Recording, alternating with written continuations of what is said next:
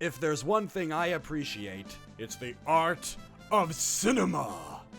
I mean, look at these. Look at all these movies. Look at that one. Ooh, look at that one. Ah, don't look at that one. But look at this one. If there's one genre that speaks personally to me, it's giant monster movies. And there's nothing that comes close to the sheer awesomeness of Godzilla and King Kong.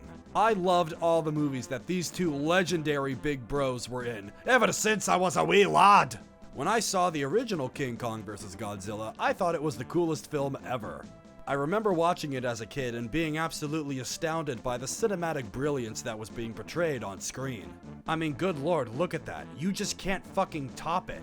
Quentin Tarantino could not write anything better than a giant ape shoving a tree down a huge radioactive lizard's throat. It just can't be done.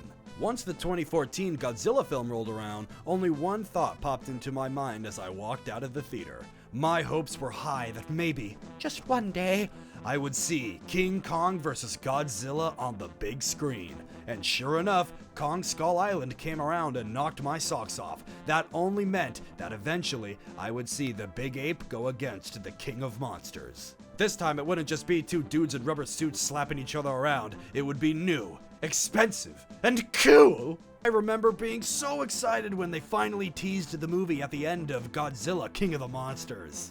But then, nothing but darkness. This movie got delayed numerous times, and that was just sheer agony. And so, after patiently waiting, Kong vs. Godzilla finally came. After a very bleak year of I made my grand return to the movie theater and was blown away from awesomeness once again. There's a lot about this movie that I personally respect. The fact that the monsters, specifically Kong, were arguably the main characters of the film was really awesome to see. The story centers around Kong more closely than ever, rather than the humans just standing around and talking about stupid shit that nobody cares about. So the first time I saw the film, I absolutely loved it. Excuse me, Mr. Dill in the Dark?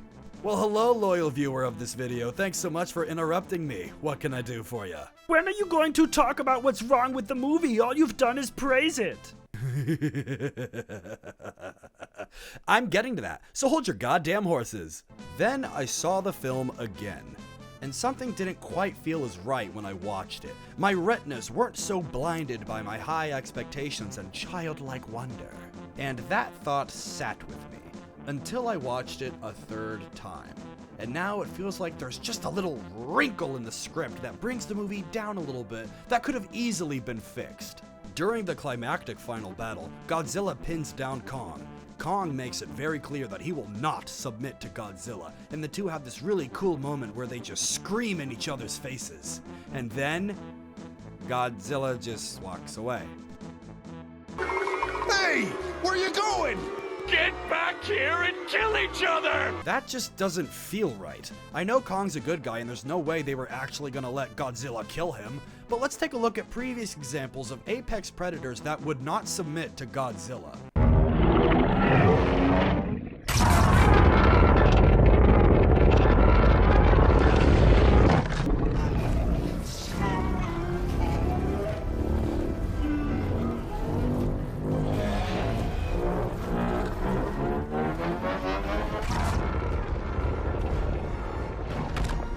So that's how Godzilla handles all of his toughest opponents, and yet he just lets Kong off the hook. So why the hell would he just let Kong go? I'll tell you why. Shitty fucking writing. Now here's how you could have actually made that scene work. So it's established that the Apex Corporation is building Mechagodzilla while sending out a signal that pisses off Godzilla. So they should have shown them booting up Mechagodzilla, releasing the signal, and that would piss off Godzilla and deter him away from Kong. This feels way more in line with Godzilla's character in my opinion. The big lizard likes to throw down, so with Kong badly wounded, I feel like it would then make more sense for Godzilla to leave to take on this bigger immediate threat instead of just finishing off a Kong who's already down for the count. Just close your eyes for a second and imagine this. Godzilla's got Kong right where he wants him. His fins start to glow with radiation as the slow buildup of his atomic breath is charging, a close-up of Kong's worried expression, and then you hear that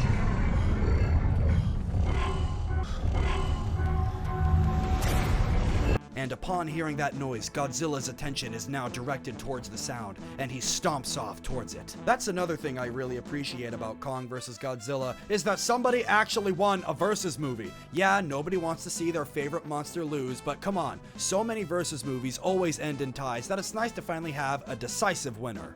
Even though if you ask my opinion, Kong totally should have won. Hashtag Team Kong, hashtag monkey. To summarize, Godzilla letting Kong off the hook is the only blemish on this movie.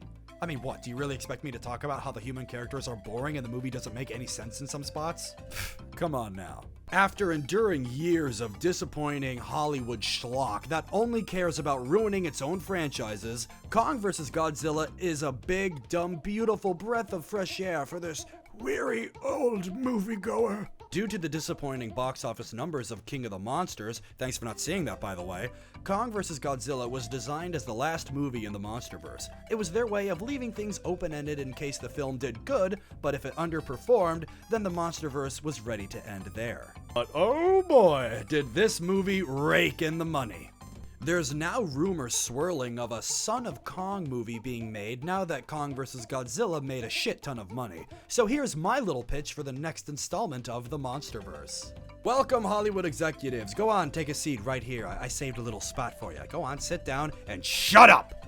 The expert's talking. For the next Monsterverse film, I think it's finally time... Now hold on. It's finally time for a monster movie with no humans. You what? Allow me to explain. In the before times, you needed humans so the audience would have someone to relate to and to empathize with, because we couldn't really do that with dudes in rubber suits because they couldn't really emote. But now you have your fancy CGI that can easily animate decent facial expressions. I could tell how Kong was feeling through the entire film and he doesn't even say a fucking word. Okay, he doesn't speak it. Don't hit me with the, a fully CGI movie is too expensive. You fucking, remember Avatar? The reason they have celebrities in these movies is because people like seeing the stars in their films.